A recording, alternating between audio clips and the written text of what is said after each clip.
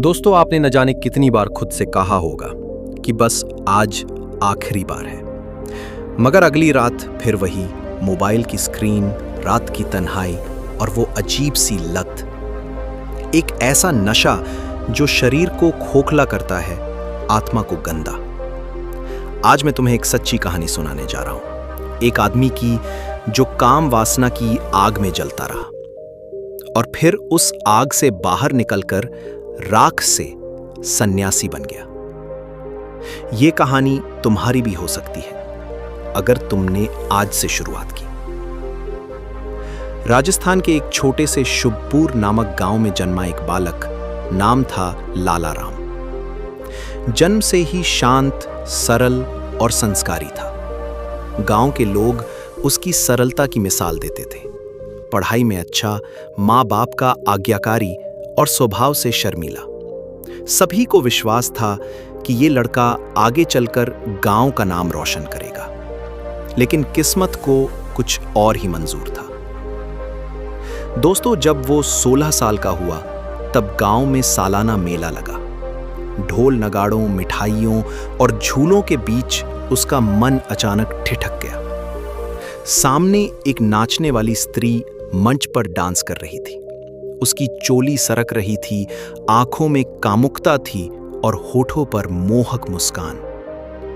लाला राम की आंखें फटी की फटी रह गईं। उस दिन उसने पहली बार एक औरत को उस रूप में देखा।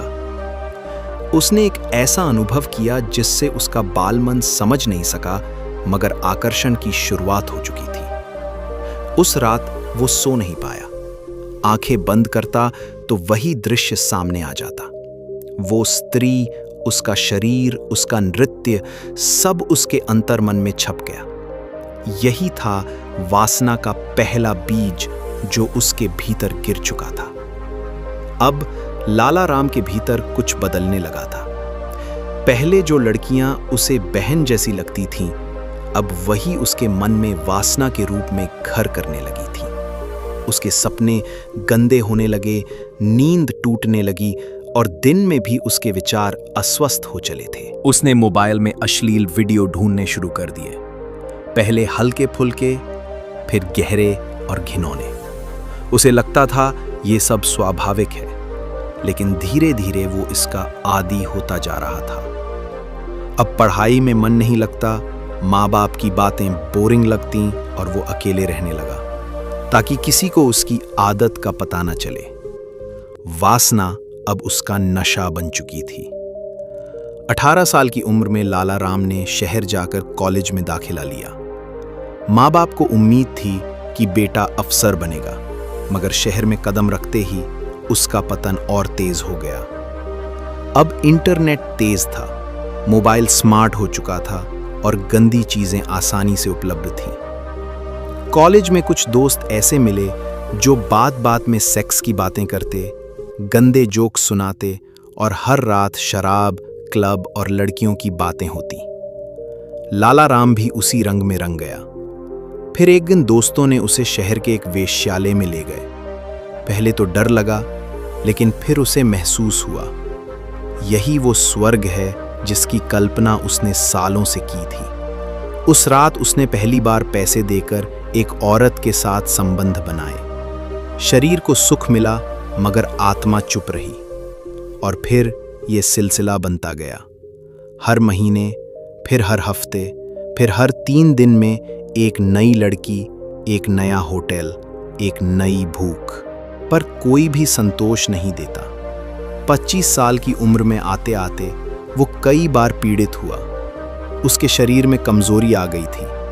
आंखों के नीचे काले घेरे, बाल झड़ने लगे और चेहरा बुझा बुझा रहने लगा।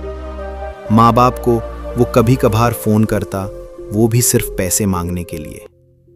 एक दिन जब पिता का देहांत हुआ, तब भी वो अंतिम संस्कार में नहीं गया, क्योंकि उस दिन वो एक होटल के कमरे में किसी लड़की के साथ था। उसकी आत्मा रोई, मगर वासना ने उस आवाज को दबा दिया। फिर एक दिन उसने एक लड़की को होटल में बुलाया। वो बहुत छोटी थी, डरी हुई। बाद में उसे पता चला वो लड़की मानव तस्करी की शिकार थी। उस दिन वो अंदर से कांप गया। पहली बार उसकी आत्मा ने जोर से पुकारा, क्या तू यही करने आया था इस धरती पर? कुछ ही दिनों बाद उसका शरीर साथ छोड़ने लगा। एक दिन वो सड़क पर बेहोश पड़ा मिला, बदबूदार, गंदे कपड़ों में, भूखा। राह चलते लोग नजरें फेर लेते। तभी एक बौद्ध भिक्षु ने उसे देखा। उन्होंने उसे उठाया, नहलाया, वस्त्र दिए और अपने आश्रम ले आए। वहां पहली बार उसने मौन देखा, ध्यान देखा और शांति महसूस की। भिक्षु ने पूछा, बोलो पुत्र, क्या यही जीवन है? तूने क्या पाया है अब तक? लाला राम की आंखों से आंसू बह निकले। उसने कहा, मैंने सब कुछ खो दिया, सिर्फ भूख रही जिसे कभी मिटा नहीं पाया। भिक्षु बोले, वासना एक अग्नि है, ये तुझे कभी तृप्त नहीं करेगी। तू जितना इसमें जलता जाएगा उतना ही राख बनता जाएगा। दोस्तों, अब लाला राम ने आश्रम में रहना शुरू किया। उसने ध्यान करना शुरू किया। पहले दिन बैठते ही उसके भीतर वही दृश्य उभरने लगे। औरतों के शरीर, भोग की कल्पनाएं। शरीर बेचैन हो उठता, पसीने छूटते, मन भाग जाना चाहता। मगर हर दिन, हर रात वो बैठता रहा। बार बार वासना उठती और वो उसे केवल देखता रहा। धीरे धीरे वो उसे पहचानने लगा।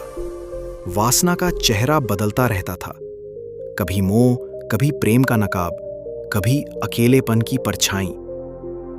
वो सबको समझता गया और फिर एक दिन ध्यान में वो शांति मिल गई, जहां कोई इच्छा नहीं थी, कोई तड़प नहीं थी, बस मौन था, शुद्ध मौन।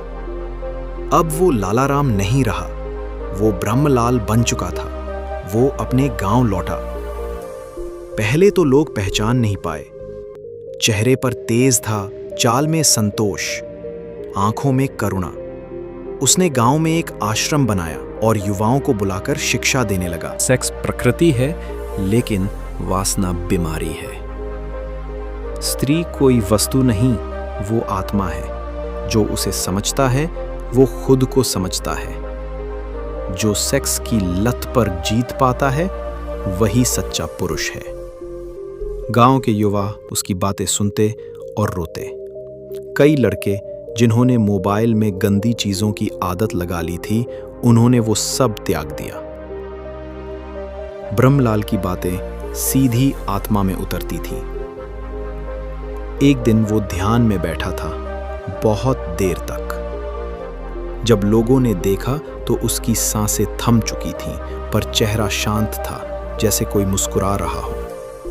उसके पास एक पत्र मिला जिसमें लिखा था, मैंने अग्नि को देखा, जलाया और फिर उस अग्नि को शांत किया। जिसने खुद को भोगा वो पशु रहा, जिसने खुद को समझा वो पुरुष बन गया। वासना एक अग्नि है, वो तृप्त नहीं करती, जलाती है। स्त्री को समझो, भोगो मत, वो आत्मा है, शरीर नहीं। सेक्स कोई पाप नहीं, पर उसका गुलाम बन जाना आत्मा की हत्या है। जो इस लत से मुक्त हो गया वही सच्चा पुरुष है, वही विजेता है, वही मुक्त आत्मा है। क्या तुम तैयार हो इस अग्नि से बाहर आने के लिए? क्या तुम लाला राम से ब्रह्मलाल बन सकते हो? दोस्तों, अगर आपको इस महात्मा बुद्ध की कहानी से थोड़ा सा भी ज्ञान मिला हो तो वीडियो को एक लाइक ध्यान से कर दें और ऐसी ही महात्मा बुद्ध की और भी कहानी जानने के लिए हमारे चैनल बुद्ध ज्ञान को सब्सक्राइब जरूर करें। नमो बुद्धाय नमः।